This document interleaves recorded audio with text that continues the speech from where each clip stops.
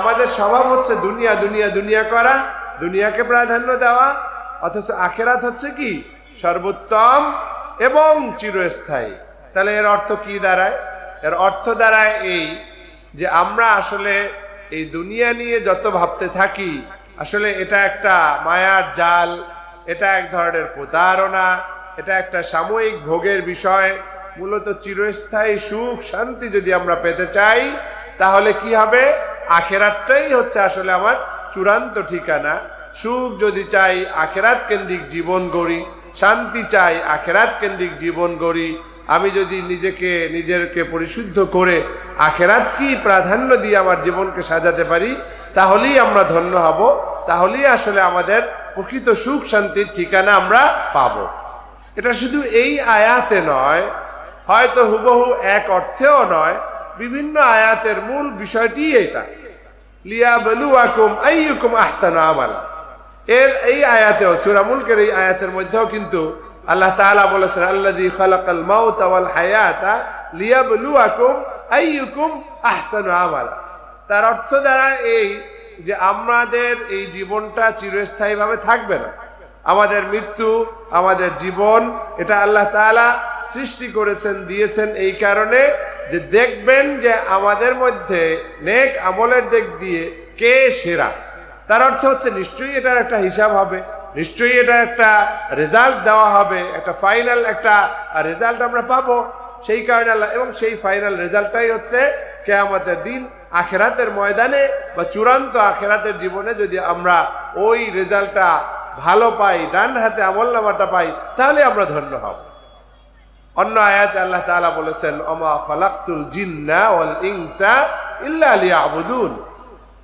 আমি জিন এবং ইনসান, ওমা খালাকতুল জিন্না ওয়াল ইনসা, জিন জাতি এবং মানব জাতিকে সৃষ্টি করি নাই একমাত্র এই উদ্দেশ্য ছাড়া যে তারা আমার ইবাদত করবে। অর্থাৎ কেবলমাত্র আমার ইবাদতের জন্যই সৃষ্টি করেছে। আল্লাহ তাআলা স্পষ্টভাবে বলে দিয়েছেন যে একমাত্র ইবাদতের জন্য আমাদেরকে সৃষ্টি করা হয়েছে। আবার অন্য আয়াতে বলা হচ্ছে, কে তোমাদের মধ্যে নেক আমলের দিক দিয়ে সেরা, সেটা যাচাই বাছাই করার জন্য এই জীবন দিয়েছেন। আবার অন্য আয়াতে বলে দিচ্ছেন যে তোমরা দুনিয়ার জীবনকে প্রাধান্য দিলেও আখেরাতই হচ্ছে সর্বোত্তম এবং চিরস্থায়ী। মাত্র 2-3টা আয়াত বললাম, কিন্তু না না না, এই 2-3টি আয়াত শুধু নয়, এরকম অসংখ্য আয়াত পাওয়া যাবে পবিত্র কোরআনের মধ্যে, যেখানে সুস্পষ্টভাবে আল্লাহ তাআলা আমাদেরকে যে নিরর্থক সৃষ্টি করেন নাই সেটা ব্যাখ্যা দিয়েছেন। আল্লাহ তাআলা বারবার মনে করে দিয়েছেন যে আমাদেরকে নিরর্থক সৃষ্টি করেন নাই, আমাদের সৃষ্টি করার পিছনে একটা নির্দিষ্ট উদ্দেশ্য রয়েছে। কখনো সুস্পষ্টভাবে সেই উদ্দেশ্যের কথা বর্ণনা করেছেন, কখনো আখিরাতমুখী জিন্দেগি যাপন করার জন্য আল্লাহ তাআলা বলেছেন। কিন্তু আমাদের দুর্ভাগ্য, আমরা শুধুমাত্র মুখে মুখে মুসলমান হলেও কাজে কর্মে অনেকের মধ্যে এই চেতনা জাগে না। আমরা হয়তো এখানে আসি, আমরা হয়তো ওয়াজ শুনছি, মাহফিল শুনছি, বছরের পর বছর এভাবে আমাদের যাচ্ছে, কিন্তু এখনো পর্যন্ত আমাদের নফসটা আমরা দমন করতে পারি নাই, এখনো পর্যন্ত আমাদের সংশোধন আসে নাই। এখনো দুনিয়া দুনিয়া দুনিয়া বলে আমরা চিৎকার করছি, আমরা কান্নাকাটি করছি, দুনিয়ার মোহে পাগল হয়ে আছি, ঠিক কিনা? এখন ঠিক তো বললাম যে ঠিক, কিন্তু এই পাগলামি তো ছাড়তে হবে, এই পাগলামি ছাড়তে হবে। দুনিয়ার পাগল হওয়া যাবে না, আখিরাতের পাগল হতে হবে। কদ আফলাহা মান যাক্কাহা ওয়া কদ খাবা মান দাসাহা। তারাই সফল কাম যারা আত্মশুদ্ধি করলো, আর তারাই ব্যর্থ যারা আত্মাকে কলুষিত করলো। অতএব আমার বন্ধুরা, যদি আমরা জান্নাতি হতে চাই, যদি আমরা আখিরাতে মুক্তি পেতে চাই, যদি আমাদের আমলনামা আমরা ডান হাতে পেতে চাই, আমাদের মিজানে নেক আমলের পাল্লাকে যদি ভারী বানাতে চাই, তাহলে আউলিয়ায়ে কেরামের এই শিক্ষা অনুসারে, তাদের সোহবত অনুসারে, তাদের সোহবতের ধন্য হয়ে আমাদের কাজ হচ্ছে আমরা যে কোনো ভাবে আখিরাতকে আমরা কি করব, অগ্রাধিকার দেব, এবং আত্মাকে কলুষিত, আত্মা যেন কলুষিত না হয়, সেই আত্মাকে পরিশুদ্ধ করার জন্য চেষ্টা করব। রাজি আছেন ইনশাআল্লাহ? আত্মাকে কিভাবে পবিত্র করবেন? আত্মাকে পবিত্র করার জন্য অনেক অনেক বিষয় রয়েছে। নিজের জিন্দেগিকে পরিপূর্ণভাবে ইসলামের মধ্যে দাখিল করার জন্য অনেক অনেক বিষয় রয়েছে। আল্লাহ তাআলা পবিত্র কোরআনে ইরশাদ করেছেন, আলা বিযিক্রিল্লাহি তাতমাইন্নুল কুলুব, আলা বিযিক্রিল্লাহি তাতমাইন্নুল কুলুব। অবশ্যই অবশ্যই ওহে, আল্লাহর জিকিরের মাধ্যমেই অন্তর কি হয়? প্রশান্ত হয়, শান্তি লাভ করে। তাতমাইন্নুল কুলুব। এখন প্রশ্ন হচ্ছে, জিকির কি? বিভিন্ন হাদিসে এই জিকিরের ব্যাপারে বলা হয়েছে। কোন কোন হাদিসে আফদালুজ যিকরি লা ইলাহা ইল্লাল্লাহ, কোন কোন হাদিসে বলা হয়েছে আফদালুজ যিকরি তিলাওয়াতুল কুরআন। এইভাবে ভিন্ন ভিন্ন রয়েছে। আমাদের কাজ হচ্ছে আমরা ইখতিলাফে জড়াইয়া না পড়ে বরং সবগুলোই গ্রহণ করা। আমরা কালেমা তাইয়্যিবার জিকির যেমন করব, নফিস বা জিকির আমরা যেমন করব, আমরা তেলাওয়াত করব, আমরা বেশি বেশি নফল ইবাদত বন্দেগী করব। এভাবে এই যে বয়ান হচ্ছে, এটাও এক ধরনের জিকির। আল্লাহর আমরা গুণ ও গান গাচ্ছি, তার মাহাত্ম্য প্রকাশ করছি। যত উপায় আছে আমরা সব ধরনের উপায় অবলম্বন করে আল্লাহ তাআলার জিকিরের মধ্যে থাকব। ফাযকুরুনি আযকুরকুম ওয়াশকুরুলি ওয়ালা তাকফুরুন। তোমরা আমাকে স্মরণ করো, আমি তোমাদেরকে স্মরণ করব। তোমরা আমার শুকর আদায় করো, কখনো তোমরা কুফরি করতে যেও না। ও আমার বন্ধুরা, একটু যদি চিন্তা করেন তাহলে বুঝতে পারবেন, আপনি যদি আজকে কোনো একজন মন্ত্রী আপনাকে ডাক দেয়, অথবা আপনি যদি বলেন এমপি সাহেব, মন্ত্রী সাহেব একটু কথা শোনেন, সে যদি গাড়িটা থামাই আপনার কথা শোনে, কত শান্তি লাগবে যে এলাকার মন্ত্রী, এলাকার এমপি, সে আমার কথা শুনতেছে। আল্লাহ তাআলা রব্বুল আলামিন আরহামুর রাহিমিন, সব সৃষ্টির জন্য তিনি রব, রব্বুল আলামিন, জগৎ সমূহের তিনি রব। সেই রব বলতেছেন, ফাযকুরুনি আযকুরকুম, আমাকে স্মরণ করো, আমি তোমাদেরকে স্মরণ করব। শুনতে শোনায় হালকা কথা, কিন্তু চিন্তা করে দেখেন, গভীরভাবে একটু চিন্তা করে দেখেন যে আল্লাহ তাআলা আপনাকে স্মরণ করবেন। আর আল্লাহ তাআলা যা বলছেন বিন্দু মাত্র মিথ্যার অবকাশ এখানে নাই। অবশ্যই আল্লাহ তাআলা আমাদেরকে স্মরণ করেন। আমরা যখনই আল্লাহ তাআলাকে স্মরণ করি, সাথে সাথে আল্লাহ তাআলা আমাদের সেই স্মরণের উত্তর দেন, অর্থাৎ আল্লাহ তাআলা রিপ্লাই দেন, আল্লাহ তাআলা স্মরণ করেন। বড় একটি উজ্জ্বল দৃষ্টান্ত হচ্ছে সূরা ফাতিহার মধ্যে আমরা যেই আয়াতগুলো পড়ি, সাথে সাথে আল্লাহ তাআলা সেই উত্তর দেন। কি আপনারা শুনবেন? আল্লাহ তাআলা যে উত্তর দেন, এটা শুনতে চান? আউযু বিল্লাহি মিনাশ শাইতানির রাজীম, বিসমিল্লাহির রহমানির রহিম, আলহামদুলিল্লাহি রাব্বিল আলামিন। আলহামদু মানে কি? সমস্ত প্রশংসা আল্লাহ তাআলার জন্য, যিনি রব্বুল আলামিন, যিনি রব্বুল আলামিন, জগৎ সমূহের রব, জগৎ সমূহের রব। এই জগৎ সমূহের তাফসীর করতে গেলেও আমার অনেক সময় লাগবে।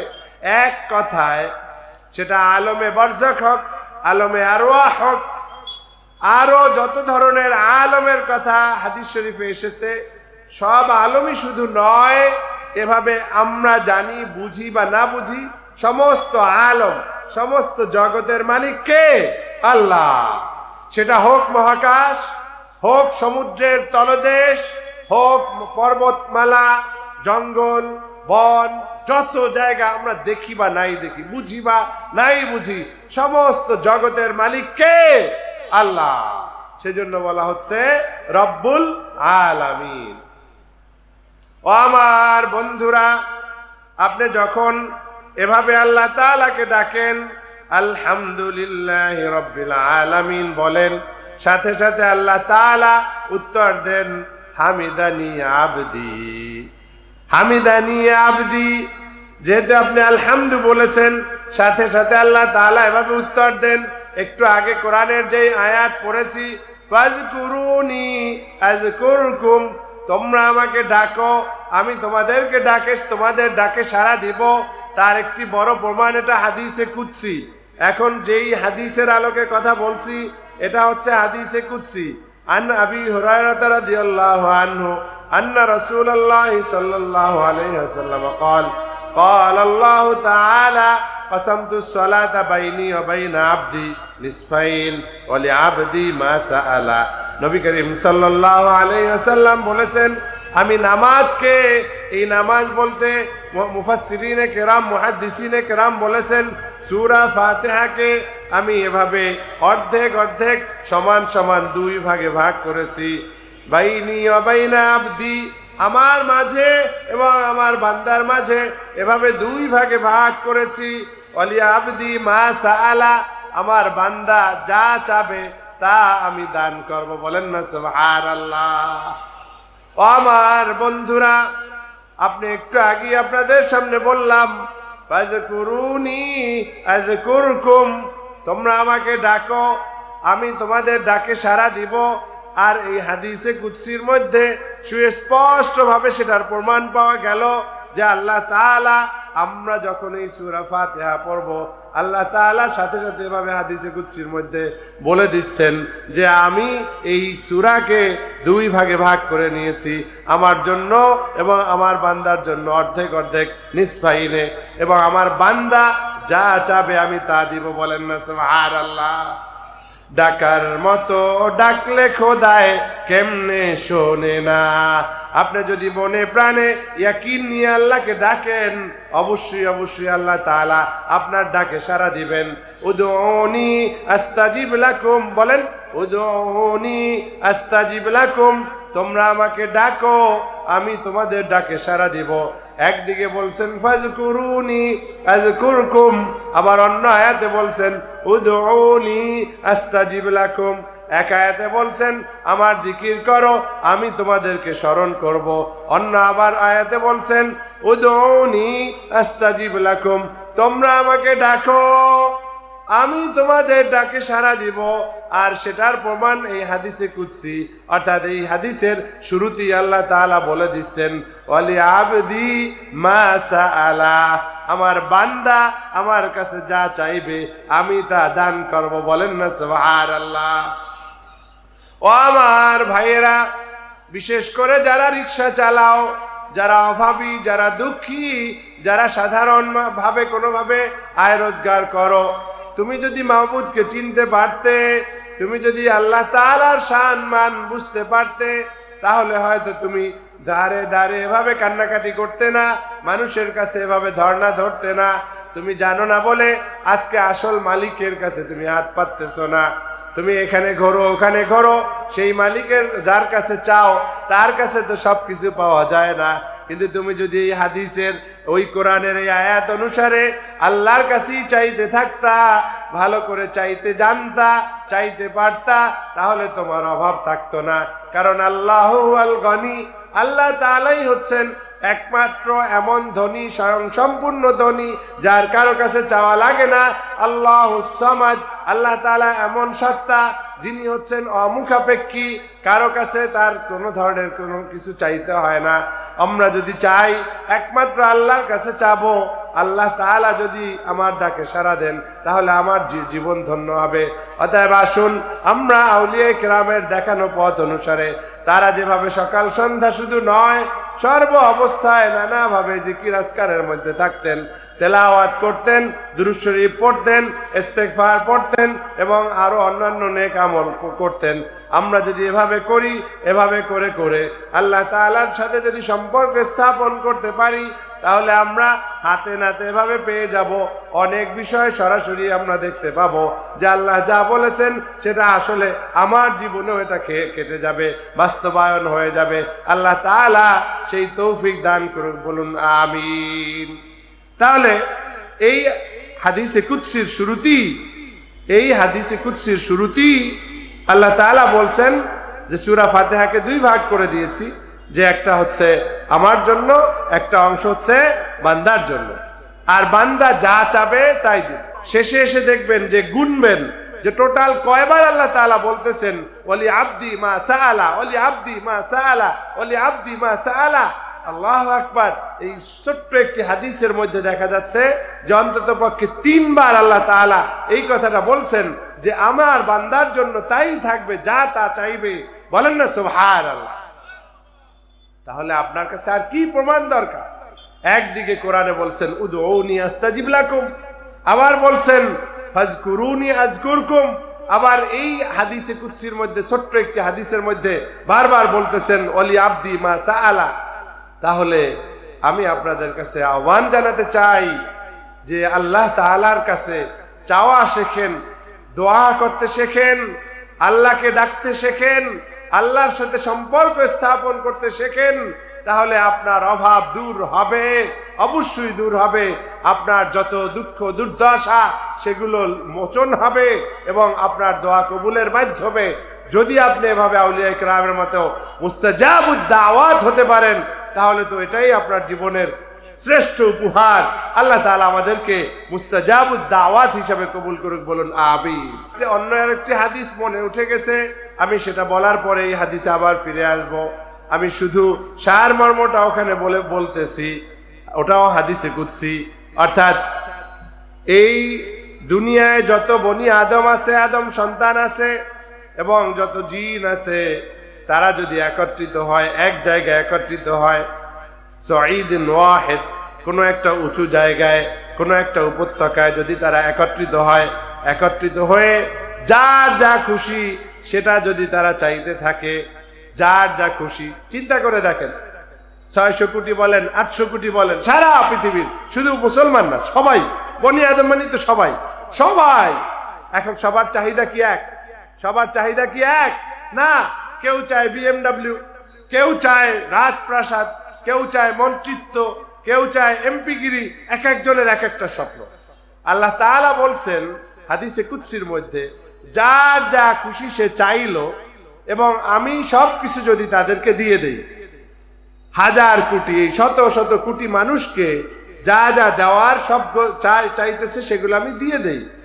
তারপরে তোমরা জেনে রাখো, মানুষ না শুধু জিনদেরকেও দিয়ে দেই, তাহলে তোমরা জেনে রাখো আমার এই যে বিশাল ভান্ডার খাজাইন, এই ভান্ডার থেকে সবাই মিলে, এই কোটি কোটি মানুষ, 1000 কোটি মানুষ মিলে কি নিতে পারবা? একটা সমুদ্রের মধ্যে একটা সুই যদি ঢুকানো হয়, সেই সুইয়ের মাথায় যতটুকু পানি ওঠে অথবা তার চেয়ে কম তোমরা নিতে পারবা। চিৎকার করে বলেন না সুবহানাল্লাহ। চিন্তা করে দেখছেন? আপনি তো জানেন না, আপনি তো বোঝেন না, সেই কারণে আসলে আল্লাহ তাআলার কাছে চায়ও না। রিকশাওয়ালা চায় আল্লাহ আজকে যেন 200 টাকা পাইয়ে ঘরে ফিরতে পারি, কারণ তার তো 200 টাকাই হয়ে যায়, সে তো এর চেয়ে বেশি চাওয়াটাও শেখে নাই। আবার একজন যে এমপি মন্ত্রী, সে কয় আল্লাহ আমার 5 বারের জন্য এমপি বানাই দাও, সে তো ওর চেয়ে আর বেশি চিন্তা করা শেখে না। কিন্তু আমার রাসূল সাল্লাল্লাহু আলাইহি ওয়াসাল্লাম আমাদেরকে শিখিয়ে দিয়েছেন, তোমরা যখন চাইবে সেরাটা চাও। তার নমুনা কি? নমুনা হচ্ছে যখন তোমরা জান্নাত চাইবে, ফাসআলুল্লাহাল ফিরদাউসাল আ'লা, সুউচ্চ এই জান্নাতুল ফিরদাউস আল্লাহ তাআলার কাছে চাও। তাহলে আমরা নবীর উম্মত হয়ে আমরা আজকে বিশ্বব্যাপী নেতৃত্ব দেওয়ার যোগ্যতা হারিয়েছি এই কারণে যে আমাদের মধ্যে স্বপ্নও নাই, বড় হওয়ার স্বপ্ন নাই, চাইতেও জানি না, ফকিরের মতো চাই। ওই ফকির যেরকম 5 টাকা পাইলে খুশি, আমরাও সেরকম মনে করি যে এই তো হয়ে গেছে। ও আমার বন্ধুরা, আল্লাহ তাআলার কাছে চাইতে হবে, কারণ আল্লাহ তাআলা পবিত্র কোরআনে আমাদেরকে চাইতে বলেছেন, ওয়া ইযা সাআলাকা ইবাদি আন্নী ফাইন্নী করিব উজিবু দাওয়াতাদ দাঈ ইযা দাআন। হে আমার নবী, আমার বান্দারা যদি আপনার কাছে আমার ব্যাপারে জানতে চায়, তাহলে আপনি বলে দেন যে আমি অতি নিকটেই আছি, ওদের দুশ্চিন্তা নাই, কোনো দোয়া, কোনো হাজত, কোনো প্রয়োজন যদি থাকে তাহলে আমি ওদের নিকটেই আছি। বলেন না সুবহানাল্লাহ। আমরা হয়তো মুসা নবীর মতো কথা বলতে পারছি না, আমরা হয়তো দেখতে পাচ্ছি না, কিন্তু আমাদের কিন্তু দেখার জন্য বা এই অনুভূতির কথা বলা হয়েছে। মাল ইহসান আন তা'বুদাল্লাহা কাআন্নাকা তারাহু ফা ইন লাম তাকুন তারাহু ফা ইন্নাহু ইয়ারাক। ইহসানের সংজ্ঞা নবীজি দিয়েছেন, তোমরা এমন ভাবে ইবাদত করো যে তুমি আল্লাহ তাআলাকে দেখতেছো। অতএব আমরা দেখি বা নাই দেখি, এই চিন্তা আমাদের মাথার মধ্যে থাকতে হবে, এই অনুভূতি রেখে আমরা আল্লাহ তাআলার কাছে দোয়া করব। আমরা দেখি বা নাই দেখি, আল্লাহ যেহেতু বলেছেন ফাইন্নী করিব, আমি অতি নিকটই আছি, উজিবু দাওয়াতাদ দাঈ ইযা দাআন, আমি কোন যিনি দোয়া করেন, যে আমার কাছে দোয়া করবে আমি তার ডাকে সাড়া দিব, তার দোয়া কবুল করব। বলেন না আলহামদুলিল্লাহ। আল্লাহ তাআলা এভাবে বারবার কিন্তু আমাদেরকে বলেছেন, কিন্তু আমরা সেটা শুনতেছি না। আর দোয়া ও মুখুল ইবাদাহ, দোয়া হচ্ছে ইবাদতের মগজ। অতএব আসুন আমরা আল্লাহ তাআলার কাছে চাই, চেয়ে আমাদের যা যা প্রয়োজন সেগুলো নিব। এবার প্রশ্ন আসতে পারে, আমি কি চাইবো? আসলে আমি তা চাইবো পবিত্র কোরআনে আল্লাহ যেগুলো শিখিয়ে দিয়েছে, কারণ এর চেয়ে বড় আর কিছু আমরা পেতে পারি না। রব্বানা আতিনা ফিদ দুনিয়া হাসানাহ ওয়া ফিল আখিরাতি হাসানাহ ওয়া কিনা আযাবান নার। রব্বানা তাকাব্বাল মিন্না ইন্নাকা আনতাস সামিউল আলিম ওয়া তুব আলাইনা ইন্নাকা আনতাত তাওয়াবুর রহিম। ইয়াকা না'বুদু ওয়া ইয়াকা নাস্তাঈন। মুফাসসিরিনে কেরাম বিভিন্ন যুক্তি দিয়ে, বিশেষ করে এই তিনটি দোয়া নিয়ে কেউ কেউ বলেছেন রব্বানা তাকাব্বাল মিন্না এটাই শ্রেষ্ঠ দোয়া, কেউ কেউ বলেছেন রব্বানা আতিনা ফিদ দুনিয়া হাসানা এটা শ্রেষ্ঠ দোয়া, কেউ কেউ বলেছেন ইয়াকা না'বুদু ওয়া ইয়াকা নাস্তাঈন এটা শ্রেষ্ঠ দোয়া। এবার দেখেন, এই তো মাত্র তিনটা উদাহরণ দিলাম, কিন্তু পবিত্র কোরআন সূরা ফাতিহা থেকে শুরু করে পবিত্র কোরআন হচ্ছে দোয়ার ভান্ডার। বলেন না সুবহানাল্লাহ। মুফাসসিরিনে কেরাম সরাসরি রব্বানা রব্বানা উল্লেখ করে দোয়া আছে প্রায় 40টার মতো, বা 40টা বা এর বেশি। আর রব্বানা সারা সরাসরি যেটাকে দোয়া বলা যায় সেটাও এভাবে আইডেন্টিফাই করেছেন। কোন কোন কিতাবের মধ্যে 80টি, কোন কোন কিতাবের মধ্যে 100টি দোয়া, যেটা সরাসরি দোয়া হিসাবে পাঠ করা যায়, আমল করা যায়। বলেন না সুবহানাল্লাহ। আর অনেক মুফাসসির বলেছেন যে না, এই 100 হোক 80 হোক এটা আসলে সরাসরি, কিন্তু আসলে পবিত্র কোরআনের ছন্দে ছন্দে আয়াতে আয়াতে লাইনে লাইনে দোয়া ভরা। বলেন না সুবহানাল্লাহ। হয়তো একটা বিষয়ের কথা বলা হয়েছে, তারপরই আবার ফাঁকে ফাঁকে আল আসমাউল হুসনা দিয়ে দেওয়া হয়েছে, তাহলে সেটা তো দোয়ার অংশ। ওয়ালিল্লাহিল আসমাউল হুসনা ফাদউহু বিহা, আল্লাহ তাআলার জন্য রয়েছে সুন্দর সুন্দর পবিত্র নাম, তোমরা সেই নাম ধরে ডাকো। তাহলে আল্লাহর নাম ধরে ডাকবো, সেটাও তো দোয়া। বলেন না সুবহানাল্লাহ। তাহলে পবিত্র কোরআনের মধ্যে 80টি হোক 100টি হোক অথবা আসমাউল হুসনা জড়িত বিভিন্ন আয়াতের মধ্যে থাকুক, যেই অজস্র অসংখ্য দোয়া রয়েছে, সেই দোয়াগুলো আমাদের নাম্বার 1 নিয়ে আসতে হবে, যেহেতু এই দোয়াগুলো আবার রাসূল করিম সাল্লাল্লাহু আলাইহি ওয়াসাল্লামও শিখিয়েছে। যেমন রব্বানা আতিনা ফিদ দুনিয়া হাসানা, এটা অন্যান্য নবীদের আমলের মধ্যেও রয়েছে এবং একই সাথে মহানবী সাল্লাল্লাহু আলাইহি ওয়াসাল্লামও সাহাবায়ে কেরামকে শিখিয়ে দিয়েছে, কোরআনের মধ্যে এটা রয়েছে।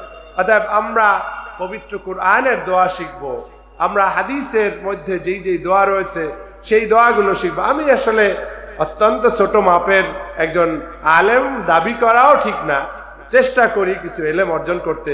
আমি দোয়ার উপরে কিছু বই সংগ্রহ করেছি, তাতেও যদি আপনারা কেউ আমার বাসায় আসেন চট্টগ্রামে, অন্তত হুবহু গুণী নাই, তাও 20-30টার বেশি হবে দোয়া। তারপরেও দেখি এখনো অনেক বই বাজারে আছে যেটা আমার কেনা হয় না। আল্লাহু আকবার।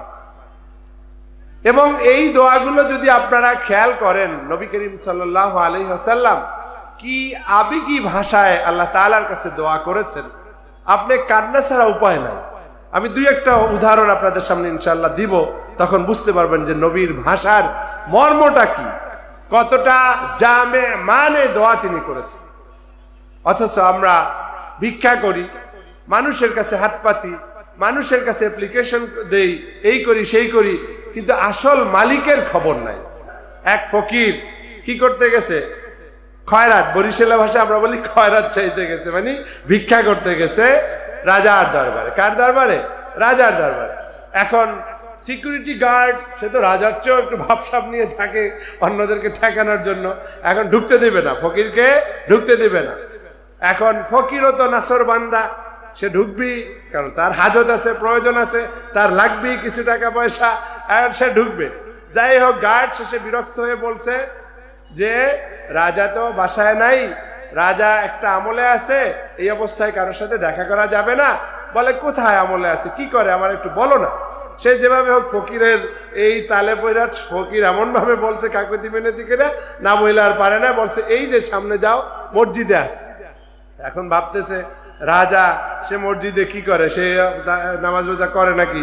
আমাদের দেশে আছে না এমপি মন্ত্রী হয়ে গেলে মনে হয় যেন তার আর নামাজ লাগে না, এরকম অনেক এমপি মন্ত্রী আছে না? নাই? আছে, মনে করে সে সব কিছু হয়ে গেছে, আছে কি নাই? তাহলে এখন ওই ফকির তো ওই চিন্তা করে দেখে যে রাজা আবার মসজিদে কি করে। সে খুব কৌতূহল দিয়ে আস্তে আস্তে আস্তে আস্তে করে পিছনে গিয়ে দেখতেছে অঝোর ধারায় রাজা কাঁদতেছে, আল্লাহ আমার এরকম পুরো এলাকা জুড়ে, এই হাজার হাজার মাইল জুড়ে তুমি শস্য দাও, আল্লাহ পানি দাও, আল্লাহ সবাই চাকরির ব্যবস্থা করো, আল্লাহ এই করো।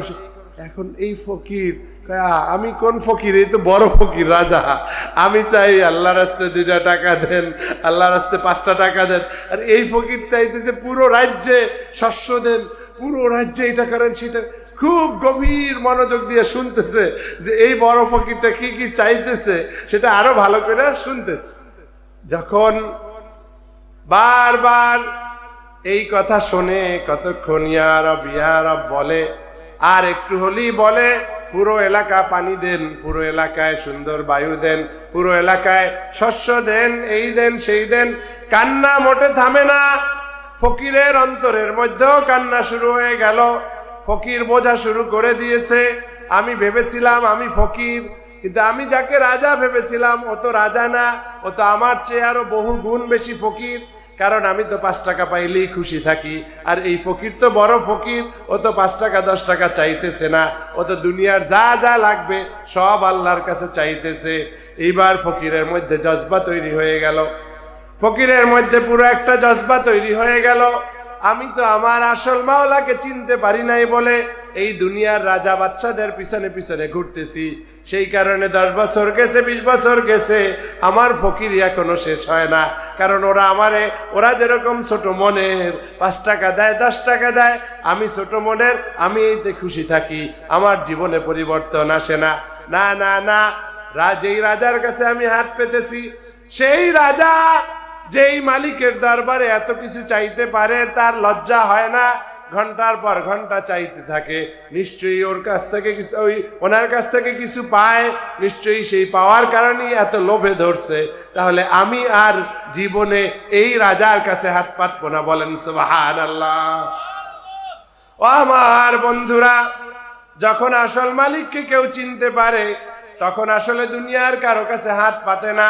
আউলিয়া কেরামের স্বভাবটাও তাই। বদরপুরি হুজুর রহমাতুল্লাহ আলাইহির কথা বলেন, ফুলতলি সাহেব কেবলা রহমাতুল্লাহ আলাইহির কথা বলেন, অথবা আমার নানাকে যারা চেনেন, হযরত কায়েদ সাহেব হুজুরকের কথা যারা শুনেছেন ঝালকাঠির, এই মানুষগুলো অত ধনী কিছু ছিলেন না, কিন্তু আল্লাহর দরবারের ফকির। আল্লাহ ছাড়া কারো কাছে হাত পাতেন নাই, আল্লাহ ছাড়া কারো কাছে চান নাই, যার কারণে গভীর রাতে উঠে ইয়া রব বলেছেন, ইয়া রহমান ইয়া রহিম ডেকেছেন, ইয়া গনি ইয়া মুগনি ডেকেছেন। এইভাবে আমল করে করে আজকে তারা এমন ধনী হয়েছেন যে তাদের মৃত্যুর পরেও যুগ যুগ ধরে এভাবে একদিকে ইসালে সব চলতেছে, আর একদিকে নানা রকমের প্রোগ্রাম চলতে থাকে। কোটি কোটি টাকা আসে। এই তারাদের যারা অনুসারী, তারাও যেহেতু টাকার পাগল না, এই টাকা কোত্থেকে আসে কোত্থেকে যায় তার খবর কেউ রাখে না। বলেন না সুবহানাল্লাহ। হিসাব করে দেখবেন না, বলতেও পারবে না কতটা গরু আসলো, কতটা খাওয়া হইলো, এত হিসাব রাখার তো সময় নাই, কারণ এরা তো টাকার জন্য এই কাজ করে না। তাহলে বুঝতে হবে যে আমাদেরকে, আমরা যাই করি না কেন, যদি আখিরাতে সফল হতে হয়, আসল মালিককে চিনতে হবে। কারণ রব্বুল আলামিন মালিক ইয়াউমিদ্দিন, তিনি হচ্ছেন আসল বিচার দিবসের মালিক। তাকে যদি চিনতে না পারেন, তার সাথে যদি সম্পর্ক স্থাপন করতে না পারেন, জীবন আপনার বৃথা।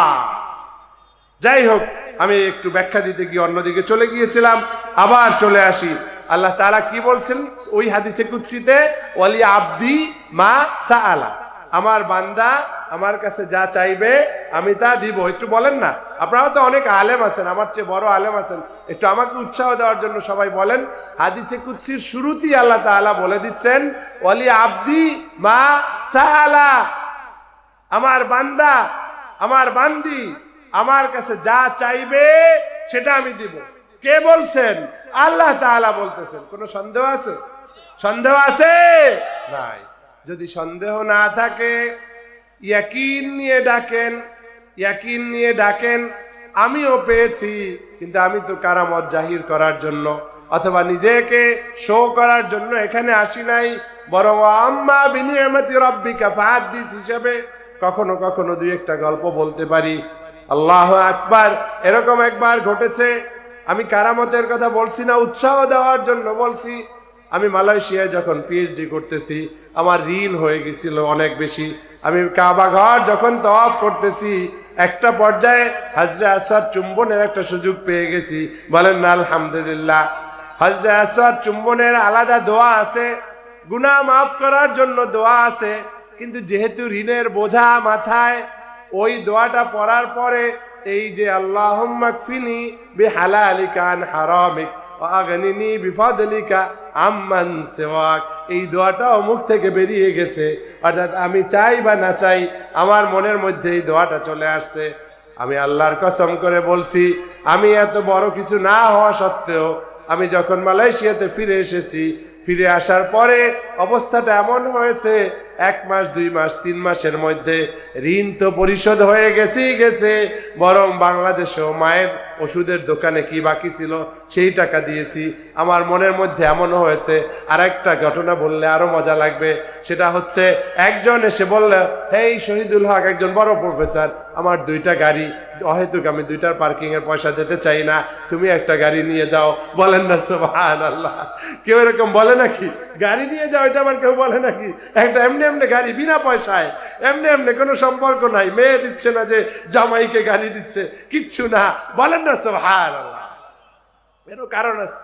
হজে ওই উমরায় যাওয়ার আগে আগে আমার গাড়িটা নষ্ট হয়ে গেছিল, পুরনো গাড়ি ছিল। মেকার বলে যে এটা আর আসলে সারানো যাবে না, ফালাই দেন। ওই যে চলে গেছে, আল্লাহ তাআলার মেহমানকে আল্লাহ সম্মান জানাইলো, তুমি ভাঙ্গা গাড়ি ফালাইতে আসছো, নাও এবার নতুন গাড়ি ফ্রি। আল্লাহু আকবার। আমি এই একটা মাত্র উদাহরণ দিলাম, এরকম হাজারো উদাহরণ আপনাদের জীবনেও আছে।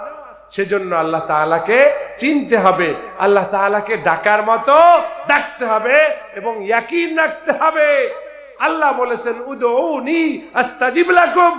আল্লাহ কখনো মিথ্যা বলেননি, এক বিন্দু মিথ্যার অবকাশ এখানে নাই। ফাজকুরুনি আযকুরকুম বলেছেন। অতএব একটু ডেকে দেখেন, একটু ডেকে দেখেন না, দেখবেন আপনি পেয়ে যাবেন ইনশাআল্লাহ। তাহলে এটা ছিল আমাদের ওই যে হাদিসে কুদসির শুরুর দিকের একটা অংশ। এবার আসেন প্রত্যেকটা অংশের জন্য আলাদা আলাদা ব্যাখ্যা। যখন আমরা বলছি আলহামদুলিল্লাহ রাব্বিল আলামিন, তখন আল্লাহ তাআলা বলছেন হামিদানি আবদি, হামিদানি আবদি, আমার বান্দা আমার প্রশংসা করছে। এরপরে যখন আমরা বলছি আর রহমানির রহিম, এভাবে যখন তেলাওয়াত করছি, আল্লাহ তাআলা বলছেন আসনা আলাইয়া আবদি, আসনা আলাইয়া আবদি। হামিদানির চেয়েও আরো র্যাঙ্ক বাড়ানো, আরো বেশি প্রশংসা করেছে, আমার গুণগান আরো বেশি করে গিয়েছে আমার বান্দা। বলেন না সুবহানাল্লাহ। এই যে সুন্দর করে একটু সিফাত গিয়েছি, আর রহমানির রহিম, আল্লাহ তাআলার আসমাউল হুসনা বলেছি, সেটা আল্লাহ তাআলা আবার উত্তর দিচ্ছেন আসনা আলাইয়া আবদি, স্বীকৃতি দিচ্ছেন।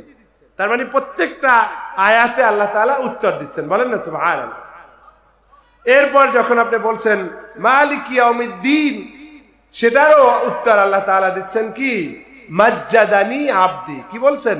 মাজ্জাদানি আবদি, বান্দা আমার মহত্ব ঘোষণা করছে, তামজিদ করছে, আমার সম্মান, আমার শ্রেষ্ঠত্ব, আমার মর্যাদা বর্ণনা করছে। বলেন না সুবহানাল্লাহ। ও আমার বন্ধুরা, আপনি এই হাদিস শোনার পরে আপনি যদি প্রকৃত ইমানদার হন, প্রকৃত মুসলমান হন, আপনার মধ্যে অবশ্যই জজবা আসা উচিত যে প্রতিটি আয়াতে আল্লাহ তাআলা উত্তর দেন। আমি তো আল্লাহর সাথে কথা বলি, আসসালাতু মি'রাজুল মুমিনিন, এমনি এমনি বলা হয়নি। আপনি নামাজের মধ্যে আল্লাহর সাথে কথা বলতেছেন, আপনি শোনেন আর নাই শোনেন, আপনি তাকে দেখেন আর নাই দেখেন, এই বিষয়টি কিন্তু মনে রাখতে হবে। যেহেতু হাদিসে কুদসি, এখানে কোনো ধরনের সংশয়ের সুযোগ নাই। অতএব সেই ইয়াকিন নিয়ে, সেই ভালোবাসা নিয়ে আল্লাহ তাআলাকে ডাকতে হবে। এই হাদিসের মধ্যে অন্য আরেকটি কথাও আল্লাহ তাআলা বলছেন, সেটা হচ্ছে অকালা মাররাতান, একবার তো বলেন মাজ্জাদানি, আমার শ্রেষ্ঠত্ব, আমার মহত্ব বর্ণনা করছেন। আবার তিনি বলেন ফাওয়াদা ইলাইয়া আবদি, অর্থাৎ মালিকি ইয়াউমিদ্দিন, এই শব্দটা আমার বান্দা উচ্চারণ করার মধ্যে আর একটা অন্তর্নিহিত অর্থ লুকায়িত রয়েছে। সেটা হচ্ছে এই, যখন সে আমাকে মালিক হিসেবে গ্রহণ করছে, অর্থাৎ বিচার দিবসের মালিক হিসেবে মেনে নিচ্ছে, তার মানে হচ্ছে আমার কাছে সারেন্ডার করছে, তার যাবতীয় কাজ আমার কাছে সুপুর্দ করতেছে। বলেন না সুবহানাল্লাহ। ও আমার বন্ধুরা, আল্লাহ তাআলা যখন এভাবে সার্টিফিকেট দিচ্ছেন, আল্লাহ তাআলা বলছেন যে বান্দা আমার উপরে সব কাজ সুপুর্দ করছেন, যেটা অন্য আয়াতে দোয়া হিসেবে আমরা পড়ি, উফাউযু আমরি, বলেন আমার সাথে, উফাউযু আমরি ইলাল্লাহ ইন্নাল্লাহা বাসীরুম বিল ইবাদ। ও আমার বন্ধু, আপনি উফাউযু আমরি বলছেন অথবা এখানে মালিক ইয়াউমিদ্দিন বলছেন, আল্লাহ তাআলা কিন্তু চুপ থাকেন না, তিনি কিন্তু রিপ্লাই দিচ্ছেন যে আমার বান্দা আমার উপরে তার যাবতীয় কার্যক্রম, যাবতীয় বিষয়গুলো সুপুর্দ করছে। আল্লাহ তাআলা এটা আবার সার্টিফিকেট দিচ্ছেন। তার মানে আপনি যে উফাউযু আমরি বলছেন, আপনি যে মালিক ইয়াউমিদ্দিন বলছেন, সামিউম বাসীর আলিমুম বিজাতিস সুদূর, সেটা সার্টিফিকেট দিচ্ছেন। বলেন না সুবহানাল্লাহ। উত্তর দিচ্ছেন, বলেন না সুবহানাল্লাহ। ও আমার বন্ধু, তাহলে কিসের অভাব? যার হয়েছ তুমি তার নেই কো পরাভব। আল্লাহ তাআলা যার হয়ে যান তার কোনো অভাব নাই। মাল্লাহুল মাওলা ফালাহুল কুল, সব পেয়ে যাবে। শুধু ইয়াকিনটা রাখতে হবে, শুধু ডাকার মতো ডাকতে হবে। যেই শর্তগুলো দোয়া কবুলের জন্য রয়েছে, সেই শর্তগুলো পূরণ করার চেষ্টা করতে হবে, বারবার চাইতে হবে, বিনয়ের সাথে চাইতে হবে। যখন দোয়া কবুলের বিশেষ সময়, সেই সময় দোয়া করতে হবে। আল্লাহ তাআলা আমাদের তৌফিক দান করুন, বলুন আমিন। তো এরপরে যখন বলে ইয়্যাকা না'বুদু ওয়া ইয়্যাকা নাস্তাঈন, তখন আল্লাহ তাআলা বলেন হাযা বাইনি ওয়া বাইনা আবদি ওয়া লি আবদি মা সাআলা।